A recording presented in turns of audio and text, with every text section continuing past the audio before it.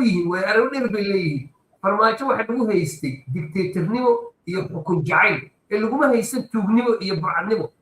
نيكا روح يسكت درسي حشد محمد دكتاتور نيمو يبرع نيمو يشوف نيمو يمسك حد وحن كبين شيرين ما تازو اسكندر غير تعالى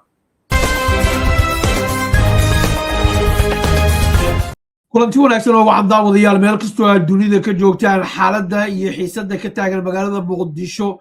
ayaa cirka isku sii shareedhay kadib markii saacadihii lasoo dhaafay ay mucaaradku sheegeen 13 cishe u dhiman madaxweyne xasan sheekh maxamuud wixii ka dambeeya 15 bishan May aynu ku guda jirno 2026 in aysan gebi ahaanba u aqoonsanayn madaxweynaha laftigiisa ayaa warqad qoraal soo saaray oo ku dalbanaya markaas in shir degdeg la isugu yimaado oo markaa mucaaradku ay ka soo qayb galaan aan wada hadalno awa aan heshiino laakiin xaqiiqadu waxay tahay waxyaalaha masiiriga ee guddiga waa doorasho la isla ogol yahay in lagu eedeynayo xukuumadda madaxweynuhu inuusan doonaynin in uu markaa ka tanaasulo oo uu doonayo xaatan inuu waqti ku darsado markasta oo la soo gaaro xilligan oo kalena madaxweynaha xilka fadhiya waa dabeecadaha siyaasiyiinta Soomaaliyeed in ay kursiga isku dhajiyaan taariikhda haddii aynu dib daawadayaal u jaleecno xilligii madaxweynihii ka horreeyay madaxweyne xasan sheekh maxamuud maxamed cabdulaahi farmaajo xilka uu ka sii degaya waqtigiisiina uu gabagabada ahaa ayaa hadallo caan ah oo taariikhda galay waxaa laga hayaa madaxweyne xasan sheekh maxamuud kaas oo bulshada in badan oo ka mid ah iyo siyaasiyiintu ay u riyaaqeen waagaas oo ay lahaayeen sadbursi dooni mayno sharciga cid ka sarraysana ma lahan waa kan madaxweyne xasan sheekh maxamuud erayadii caanka qaar ka mid ah oo laga hayo qofka ama kooxda maanta diidan wadatashi siyaasadeed oo lagu gaarayo heshiis siyaasadeed oo wada ogol ah ee ku saabsan doorashada qaran waa qaran dumis waana dowladdiid diyaar u maahay 15 May la doortay 15 May in madaxweynaha aniga bedelayo ama aniga hadii dib la dooranayo doorashada madaxweynaha 15 May inay dhacdaan rabaan waayahay haddaba daawadayaal halka iyadoo maraysa ayaa maanta mucaaradka ayaa waxay ka hadleen magaalada muqdisho erayadoodii waxaa ka mid ah qonaya madaxweynihii hore ee dalkan oo ah muwaadin isagoon sharciyad haysan dhex degan villa Soomaaliya ambassador maxamed caalim ayaa barnaamijka gorfaynta geeska Afrika mar kale igu balansan oo aad iyo aad uga mahadcelinaya waqtigiisa qaaliga isla mar ahaantaasna si dhow la socday xaaladda Soomaaliya ay maanta ku sugan tahay ee xiisadda ka taagan gudaha magaalada muqdisho qaybaha dambe daawadayaal waxaynu tegi doonaa haddii allaha awoodda la yiraahdo magaalada baydhabo iyo waxa ka socda ayaynu eegi doonaa xilli lala yeeshay madaxweynihii hore cabdicasiis laftagareen waraysi aad iyo aad u xiiso badan oo podcastka caanka noqday muddada yar jira ee geed fadhi ay la yeesheen si weyna Soomaalidu ay u wada sugayso ambassador maxamed caalim oo soo dhaweynaya walaalka cabdixafiid adiga tiimkaaga British Somali TV iyo dhammaan dadka daawada barnaamijka gorfaynta geeska Afrika habeen wanaagsan waa soo dhawaad adeegga maamuus ee shirkadda hormuud waa xirmooyin adiga ku gaar ah oo ka kooban internet kaliya ku hadal kaliya ama internet iyo ku hadal wada jira naftaada ku maamuus xirmooyinka adeegga maamuus oo kaga shubo hadda xidig 212 afar gees ambassador saacadihii u dambeeyay waxa dhacaya waa la socotay intii ka horreysay hawada ku kala maqnayn bal noo soo koob meesha xaaladdu ay marayso madaxweyne xasan sheekh maxamuud albaabka ayaa lagu galaacayaa cid kalaba yeelkeeda saacadda ayaa eryanaysa soo dhawow waxa weeye dadka daawada si noo fahmaan madaxweyne xasan sheekh maxamuud wuxuu isku haleynaya dadku isweydiiyaan waaye ciidamo u dhisan institution maxkamada u dhisan ma waxa u dhisan xisbi siyaasadeed madaxweynaha yaa soo doortay waa in su'aal muuqata fura la sameeyo madaxweyne xasan sheekh maxamuud doorashada dal buu ku yimid beelo Soomaaliyeed baa soo doortay beelihii Soomaaliyeed kuraasta qaab bay ku soo doorteen hadda qaabku iska sugayaan okay madaxweynaha wuxuu yiri waxaan u guurayaa doorasho qof cod ah waxa see lagu guurayaa qaabkee lagu guurayaa su'aalo badan baa yimid madaxweynaha yaa guddiga doorashada noqonaya guddiga doorashada waa qoratayba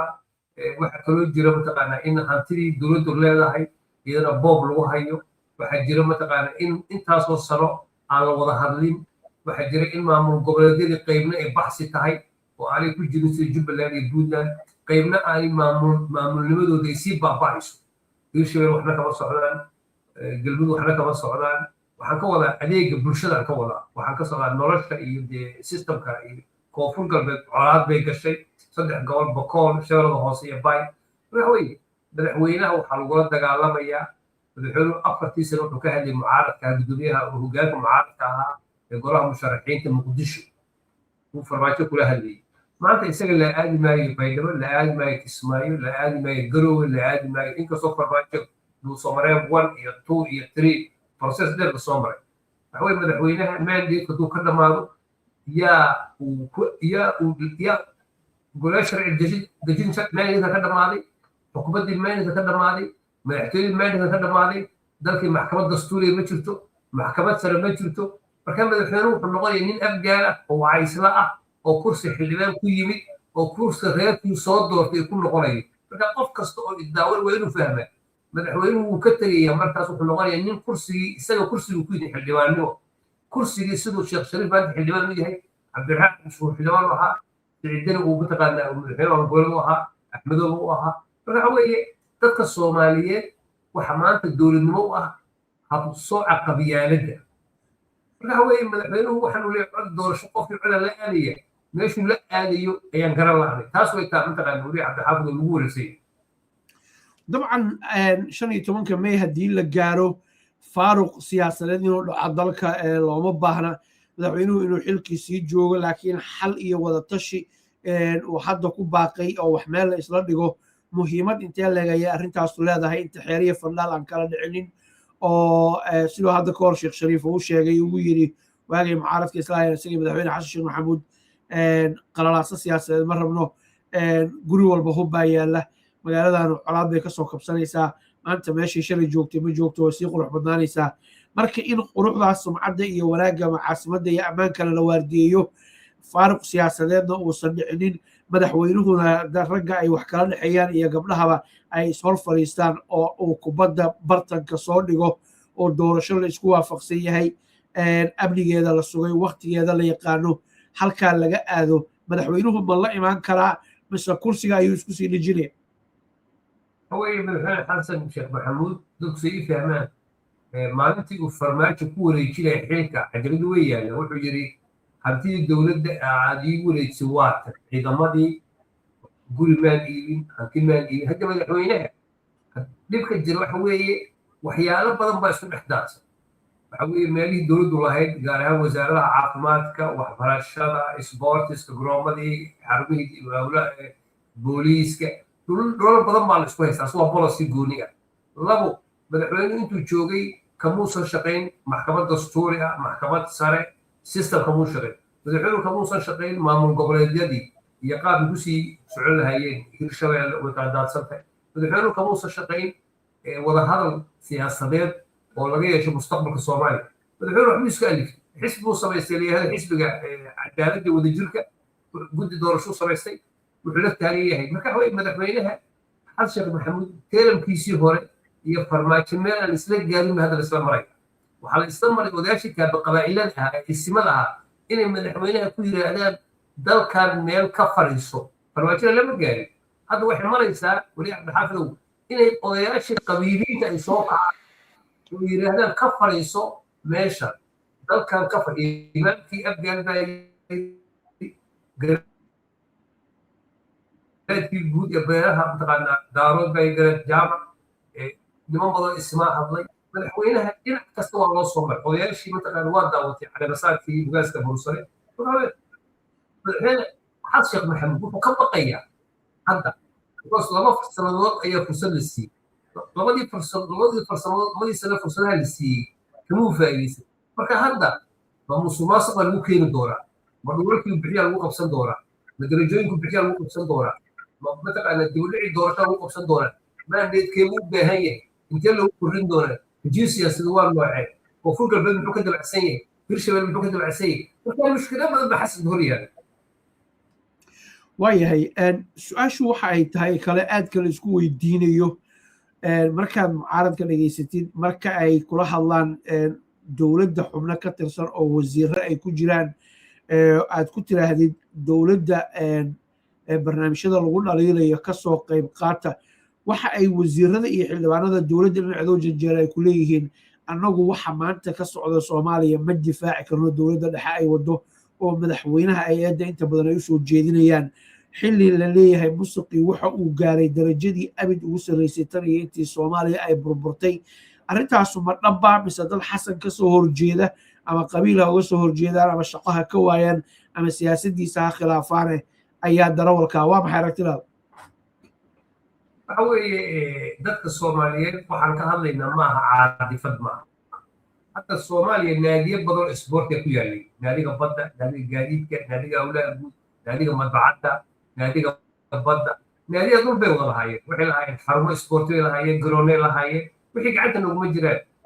degmooyinka xamar waxay lahaayeen xarumo abaabulka ah iyo wacyigelinta ah oo tallaalka lagu qabto arrimaha caafimaadka lagu qabto mallaanka hooyada lagu qabto wixii gacanta noguma jiraan wixii waa la faraa waxaa jiray hay-ado institution waxaa jiray xafiiska imtixaanada xafiiska manaahijta oo wasaaradda waxbarashadu lahayd iskuullo waxaa jiray jardiinooyin dadku ay fariistaan waxaa jira xarumo lagu dhigo carwooyinka warshadaha oo carwooyin dhihi jiray waxaa jira hoteelaa jira waaweyn sida hoteello jubba curuba waxaa jiray xarumo ay lahayn bangiyadu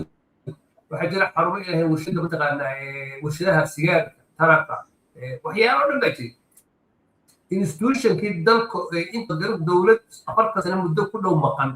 oo 1990kii baabaaday haddana la marayo 2026 la marayo waxay hantida la haysto waa hantiyar biska ahayd dhulkii airportka la soo galay dhulkii afisyooni baa la soo galay xeebtii baa la dhistay waxa weeye mushkilad badan buu xasan keenay inta hadda yimid marka waxa weeye musuqmaasuqu bangigii dhexe ma shaqeeyo dalkii lacag ma laha mataqaanaa shirkado ambasador aan kaa dhex galo musuqa dowladda xasan sheekh maxamuud lagu aadeynayo ma musuq jira miya mise waa dad mucaarad ah oo u caraysan dowladda ama shaqo ka waayey ama siyaasad ahaan ama qoys ahaan madaxweyne xasan sheekh maxamuud uga soo horjeeda su-aashaas ee waxaan kusoo dad waxaan kuloolkii naadiga muqdisho naadiga taqaaliin muqdisho ama naadiga badda waxaan ku leeyahay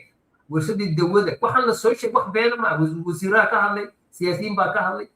xerooyin ciidan baa laga hadlay waxa waa musuq in hantidii dowladda la iibiyo oo ganacsada u bedeshaan hoteello iyo goobo ganacsi iyo guryo la dega iyo dowladdii oo baahi u qabta hadda wasaaradda caafimaadku degmo kasta waxay ku lahayd meel lagu xanaaneeyo hooyada dhallaanka oo mataqaana ahayd meel wasaaraddu ay lahayd oo guryo ah oo tallaalka lagu sameeyo wasaaradda isboortku waxay lahayd xarumo dadku ay ku cayaaraan oo naadiyaasha ugu tababartaan bay lahayd waxa weeye musuqmaasuqu wuxuu marayaa baan kuli in hantidii dowladdu iska iibiso oo shacabka iibiso marka waxaa leeyahay dowladnimada cadowga dowladnimada noocan waxa weeye madaxweyne xasan sheekh maxamuud dhinaca canshuuraha war lagama hayo wasaaradda maaliyadda baan maqashay waagii beyla waa kii tv wasaaradda maaliyadda waa lagala wareegay shirkado bareefda laga wareegay marka waxa weeye hadda waa daawanaysa cajiradaha tv-ga marka roobabkii xabar ka da-ay iyo dhibaatada geysteen marka waxa madaxweyne xasan sheekh maxamuud doorashada cod iyo qof maahee wax kale xukuumadda ra-iisul wasaare xamse ma shaqayso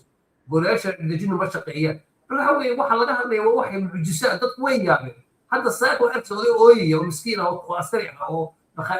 iskool bulisiya meel laga duminayay marka waxa weeye waxa la isweydiinaya dowladdu ninkii muwaadinkii liitay ee faqriga ah uma fiicna dowladdu institutionkii uma fiicna dowladdu dawishisiinta uma fiicna dowladdu wacyigelinta uma fiicna marka xasan iyo tiimkiisa xaggee u socdaan marka waxa weeye nimankan siyaasiyiinta ah waxay og yihiin way arag dheer bay leeyihiin farmaajo waxa lagu haystay dictatornimo iyo xukun jacayl ee laguma haysan tuugnimo iyo burcadnimo ninkan wuxuu isku darsay xasan maxamed dictatornimo iyo burcadnimo iyo shuftanimo iyo iibsi bahante waxaan ka been sheegayna ma taas way iskandar laga taabaa ambassador haddii aynu intaas ka gudubno ra'yiga madaxweyne xasan maxamed inuu yahay burcad iyo tuug inuu yahay annagu ma qabno ra'yigaa waa kugu tixgelinayaa ambassador haddii aynu aadno halkaas iyo baydhabo maxaa ka socda maxaa ka socda xisbiga cadaaladda wadajirka ayaa musharax geystay gudoomiye baarlamaanka waa loo gacan tahalaya yaa dooranaya yaa gacan haadinaya yaa yaqaan liiska dadka dooran lama yaqaanin guddiga doorasho lama yaqaanin baqaan koonfur galbeed waa la burburshay golihii shacabka koonfur waa la burburshay golihii odayaasha waa la burburshay marka waa wax fawdo ah koonfur galbeed waa marka dhinac kasta u fiiriso adoo noo suxufi ah oo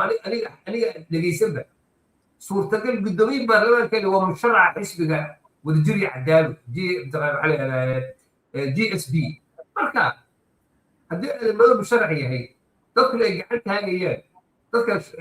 dooranayaan iyo xildhibaano gacan lagu qoray oo GSB ah waxaa ma doorasha guddiga doorashada iyo musharaxii waxaa ma doorasha marka koonfur galbeed waxa waa la burburinaya waana saddexii gobol ee boqol iyo bay boqol marka waxa weeye waxaan u fiirin dadka reer koonfur galbeed u taala mustaqbalkooda waxuu hadda xasan wado waxa aqalku bini'aadam galaya maaha in aadamadooda guddoomiye baarlamaana iyadoo fargeeta joogo shariif xasan joogo waxgaradkii koonfur galbeed joogaan intaas mucaaradka ah in laga dul keeno guddoomiye baarlamaan oo xil u baahnayn aadamadooda maxay ku celiyeen heer maamul goboleed heer federaal buu joogay shaqa u taalanay marka waxa weeye waa musuq maasuq meesha ugu dambaysa wey daawadayaal waxaa idinku soo foodla dhowaan podcastka da'da yare caanka baxay geed fadhi ayaa waxa ay waraysteen madaxweynihii hore ee koonfur galbeed cabdicasiis lafta gareen oo weli asagoo taagan uu yahay madaxweynaha sharciyadda haysta koonfur galbeed ayay waraysteen aad ayaa isha loogu wada hayaa dabcan halkaas ayaad kala socon doontaan ambassador gabagabadii iyo gunaanadkii puntland maxaa ka socda wallahi puntland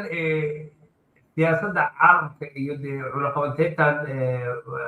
goolofta iyo dhibaatada kadib wax hadda gaar oo ka socda ma jiro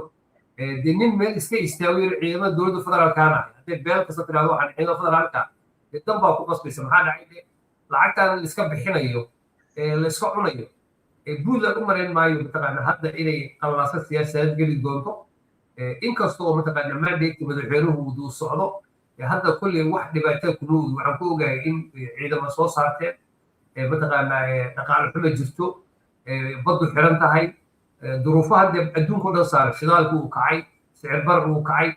hadda wax cabsi oo laga qabo waqooyi bari maamulkeedii waa iska madax bannaan yahay marka hadda wax qallaasa uma arka doorashooyinkaana saameyn kuma laha